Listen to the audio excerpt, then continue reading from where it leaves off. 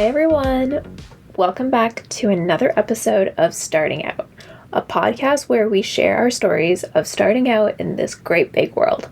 We talk about our highlights, trials and tribulations, and lessons we've learned along the way. So as you are starting your journey, we hope you can learn from us. So Cor, what's the topic for today? The topic for today is how to find a roommate in university and in life. When you're starting out, it is basically so hard because you're like broke, first of all. You need basically to live with others to actually get by, whether it's within your family or you go and do residence. University life is living on campus. When you're starting out, you're always going to be in a situation where you might need to go and find a roommate, or your parents are your roommate, or you actually need to do the active search for somebody to live with you to take down the cost or for a social aspect. So we have some thoughts about this because we've done a lot of different types of living situations, from strangers to summer school to, regular housing. I think the best case scenario is if you have a friend that you know you're going to the same school with and then you could live together. That's the best case scenario. On the other hand, I think with both of us, we didn't know anyone who was going to the school that we went to. So that's why the randomized process kicked in. Yeah. How did you find your roommate in first year? So you're in high school and basically you have to go pick a roommate, but you don't go through like the normal process of like going on Facebook. You go through the randomized process. Tell me about that. It was so hard. It was. Fast forwarding, it got so bad you had to move out. Yeah. I think I had 3 more months left. So it was beginning of January. I literally had to move out at the end because I couldn't deal with it anymore. But I guess a little bit about the randomized process is after you accept your offer and everything, they send you a little questionnaire. You get to rank some stuff from 1 to 10. It's like, how clean are you? How clean do you want your roommate to be? And obviously I was like, you know what? Like, I'm a pretty well-organized person. I'm like very tidy. So I was like, I'm gonna rate myself like an 8 or a 9. Apparently so did my roommate, which was definitely not the case because her side of the room was a pig pen. The horrifying mess there was. Yeah. Oh my god. I remember the worst part was like the shared little fridge. Yeah. I just remembered there was like moldy water oozing out of hazmat suit. Yeah. I think another bad one was, when you take a knife and you scoop out the peanut butter? Oh. When you finish it, you kind of put it on, hold it until you get the chance to clean it. But she didn't clean it and ended up being there for over a week with peanut butter on it still. It was very disgusting. We could say a lot of stuff were moldy, a lot of stuff were out of place for sure, and it smelled funky in there. That's an understatement. It was such an understatement. Yeah, I'm just leaving it at it smelled funky a lot of the times. I just don't know where the smell came from. It was like... Oh, I know. There was like several points. But you know what? It's not just like, oh, the moldy tomato caused this stench. You can take away that stench. It was like, it was a combination of things. Like clothes. Some things were under the bed. Something was on top of the bed. Something was on the desk. And something was also on the fridge. So, concoction, terrible. Yeah, so that's why I had to move out, and it got so bad because of that. But I guess that would be one of the negatives of living with a complete random person, right? Because I had no idea who she was before. Her questionnaire apparently placed herself as a very tidy person. Either she has a misconception of how she is, or the system messed up. I think coming out of first year, what I really was honing in on was other people's stories. This kind of goes into our second year and how we were able to find really great roommates. Perk up your ears. First years is not forever. If you have a spidey sense, look around to see who else is having the same problems, right? We bet you 100% you will find someone having the same problem as you. Exactly. That person, you can really bond together. What ended up happening was, I think I remember one of my housemates in second year, her roommate was also really, really messy, always went into her side of the room, used her stuff, and you can tell that she was just so not into it for obvious reasons. But then we were able to bond to be like, yeah, I saw this thing and I don't really stand for it. It's one thing to say and fill out a questionnaire and do your thing, but it's another to be like, I have seen that and I do not want that in my living space. And you're like, same, sis. Yeah. No. Yeah, like one semester of it was enough, but I can't even imagine living with my first year roommate for all 3 years after that. You probably get like a fungal infection in your like lungs. I know. You probably would. Oh my god. Yeah, moving on to second year, I think one of the most interesting things is learning to communicate. Okay, let's set the stage. So in first year, you're having your issues, but you sniffed out like the good people. Yeah. Okay, so then you're like, hey, let's go off campus to actually go and live in a house. Because that's what's normal, but it could be an apartment or anything, but it's usually a house where we were. This is where it gets a little kind of crazy. Let's find a house where we can fit 7 girls in.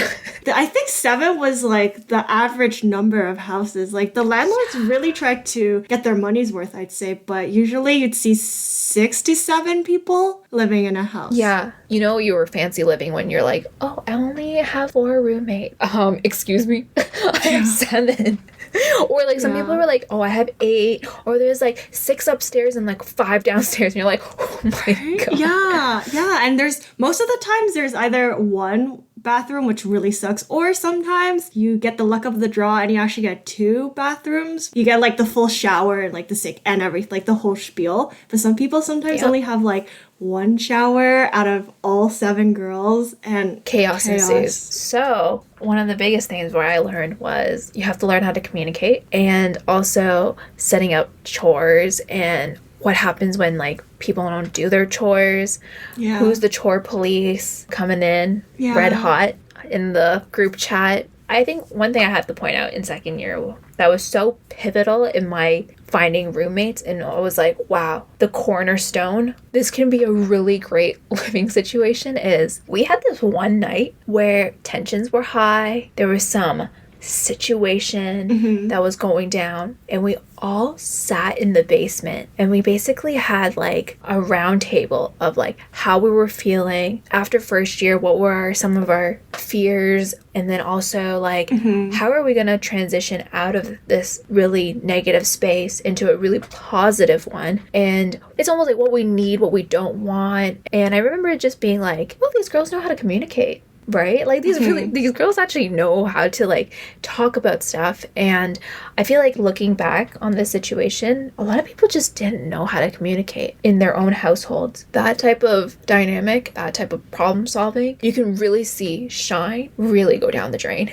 really quickly. Yeah. So in your situation, how did everyone come to terms with, okay, these are the rules and this is kind of what's set in stone for your house? Were people willing to adopt this, or people like, oh no, like I'll do my own thing kind of? Yeah, I think it was really interesting because I feel like you had enough people in the house to have buy-in of like the process, because process only works if everybody says, yeah, it's a good process that we have going on. Because if you don't have a good process and everyone's like, that's funky, then it will never ever work. But what I loved about this was we had like chore list, and we had a conversation of what are the expectations of doing these chores? What is done? What is clean? What is a good time frame to get things done? Is it going to be done Sunday night, or is it going to be done by Monday morning? If you don't do it, how later in the week can you actually get it done before it turns into like a giant heaping mess? Especially when there's 7 people there, it's like it gets pretty rowdy really quick.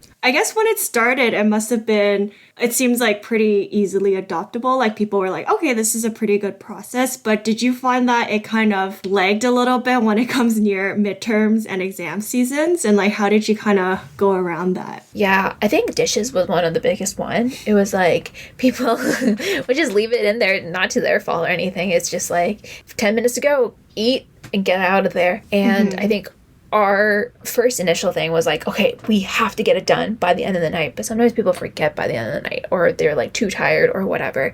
But then what happened was we were like, okay, this doesn't work. Okay, maybe we need to get it done by the end of the week. Then it got way too crazy.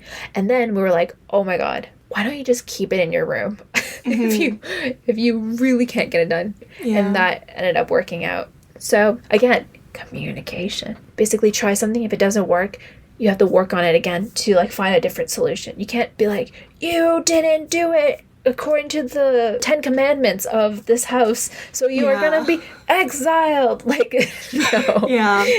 That's a really good point, where it's like communicating with your chores that you have to do, with like things that you're kind of like obligated to do when you're living with so many people in such a small space.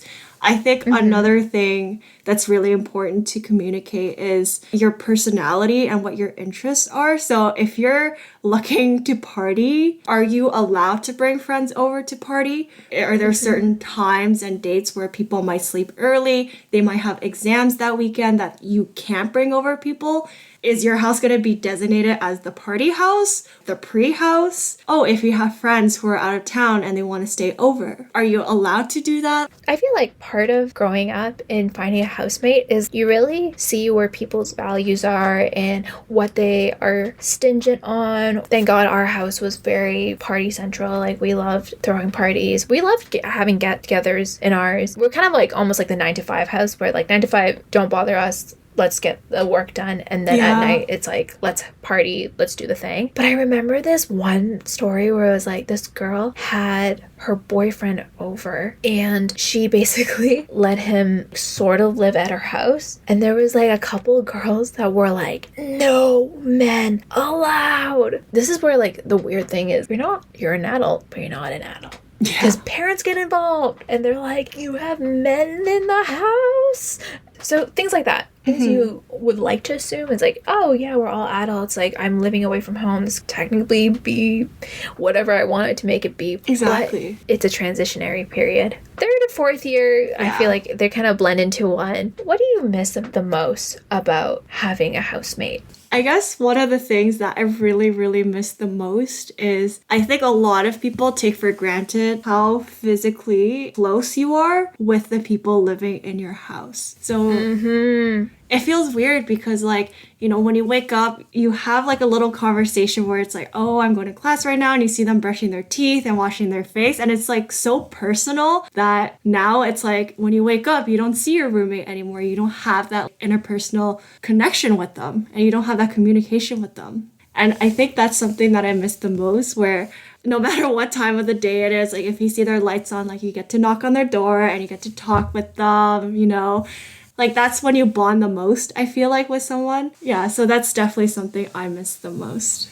I agree. I think my 2nd and 3rd year house was like the best living situation I ever had. I remember crying when I moved out because I was like, these people live so far away. You don't realize how amazing it is just to knock on someone's door. Yeah. And be like, hey, what you doing today? What's going on? What are you up to today? Or even if it's like when you guys cook dinner together, like a lot of the times I would just eat in my room if I see no one else cooking and they're all studying. But sometimes 2 people would be cooking and it's like, oh, let's sit together, let's eat. You find that time to connect with them that you don't really get the chance to have anymore when you've moved out because everyone lives so far away. Yeah. What do you don't miss the most? How small the house was when you see that, oh, we actually had 7 people live in there, right? Like the living room, sometimes roommates might be studying there and you don't want to disrupt them. So it's like forced to stay in your room. Yeah, I think that's something that I don't miss, was like the lack of physical space in a 7-person house. You're so lucky that you even have a living room and stuff. I think one of the big things of finding roommates is, how does your house interact with each other? We always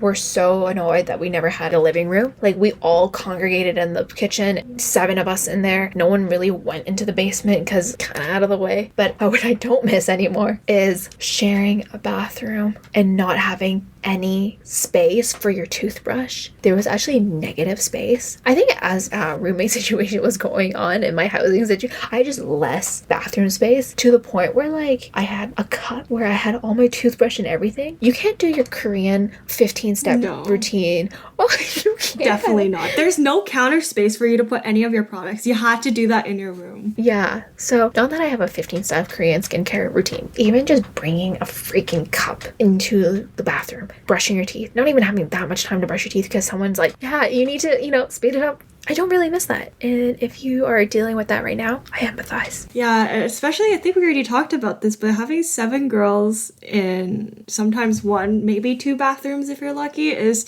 I really hope you have 2 bathrooms. Oh, I know. It's still really crowded. When I first moved in, I was like, oh God, because I lived in the basement, there were 2 other roommates that I had, so it was 3 of us sharing 1 bathroom. What if in the morning and we're rushing and everyone has to brush their teeth? I never encountered all 3 of us has to like get together at the same time in the washroom, and none of us can't wait. Except for when there's galas. Oh yeah, like pre's and you have to get ready. Yeah, that's like the off situation.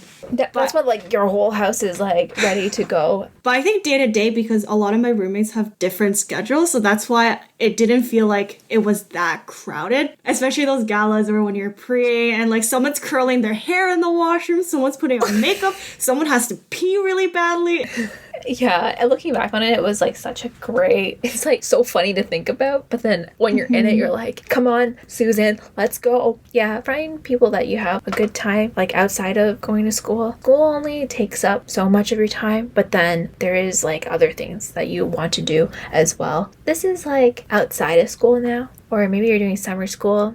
How did you feel summer school in terms of living wise and all that? Because I feel like it doesn't get covered a lot. And like, how did you feel about living in that situation? I know in first year when I did summer school, 3 of my roommates actually subletted their room. They were complete randoms. And so I guess it was very odd because I was only there for I think 2 or 1 month even, maybe 2. But I just felt very odd because it's been a year that I've lived with these group of 6 girls, but then all of a sudden there's 2 random men and 1 random girl who I sometimes see. Good thing they were very chill, they were very cool and everything, so we got along well, but I think we never developed a close relationship from that. Okay, I barely see you, so like I don't get the chance to talk with you ever. The leasing agreement is kind of weird sometimes. You're only there for 8 months, but they sign for 12, which is kind of poopy because in the end, you don't want to lose out on 4 months. And sometimes you have to end up losing out on 4 months. You have to get a part-time job just to pay for that place. It was very eerie and lonely. That big house, there's like nobody there, or like there's not enough people there. And it becomes a very, almost like a sad situation because you feel like the life has just left it a little bit. I thought it was a very lonely experience. That's why I never did summer school after, because I was like, honestly, I don't really feel like taking my summers away like that. Subletting in itself, it's obviously if you can find someone to like take your lease, at least you make some of the money back you already paid for, because a lot of the leases, like you said, are 12 months long. I felt that it wasn't worth the trouble to take everything back home, have them sleep in your mattress, which is, I don't know, I just find the whole situation kind of odd. Yeah, so that's why I never thought about subleasing, but I know a lot of people did. Make your coin, try to get some money back, but the whole situation, I don't really recommend it. I find it quite eerie. If you can find summer school but online and live at home, you know, yeah, I feel like that's a good setup. I guess talking about living with random people, shall we talk about your internship? Yes. Okay. Story time. I basically moved back with my parents. The commute was so rough. I took 1 TTC bus to the subway station. From the subway station, I had to take the subway down from the actual drop-off. And then from there, I took a GO bus, which is like almost like a chartered bus.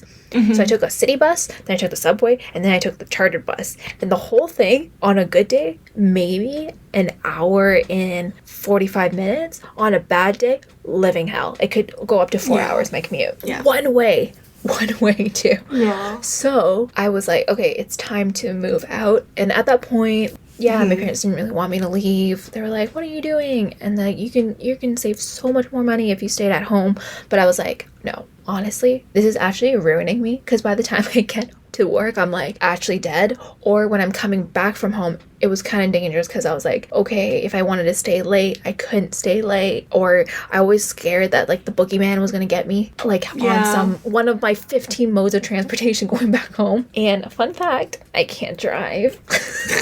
So She doesn't have a driver's license. Driver's ed, sponsor me. I'm kidding.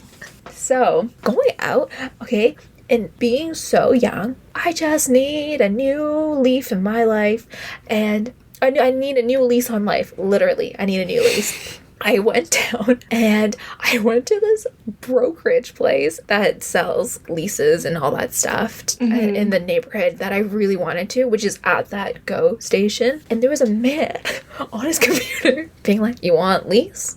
I got lease. And I'm like, okay.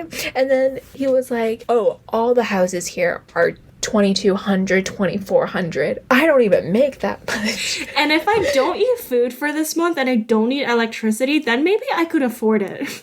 Yeah. It was so crazy because I was like, this is so sad. 2,200, 2,400. I can't afford that. Then what happened was, sometimes you really need to like harness the power of the universe to be like, I really hope you really put me on a path. Just good people. Yeah. In a cheap place. Yeah. And basically, I went on Kijiji.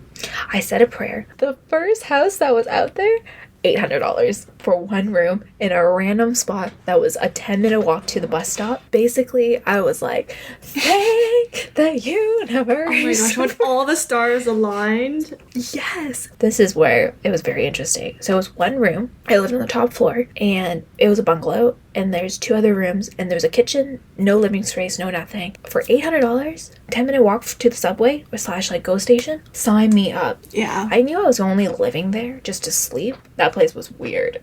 I was really thankful for it because I had great food. So many Korean places. My landlord was so freaking strange. Okay, that's another thing. We didn't talk about landlords. You have this situation where basically this guy was like, I only rent to young women. Kind of like sketchy, but I was like, okay. He was a little too hands-on. Just a little bit too hands-on.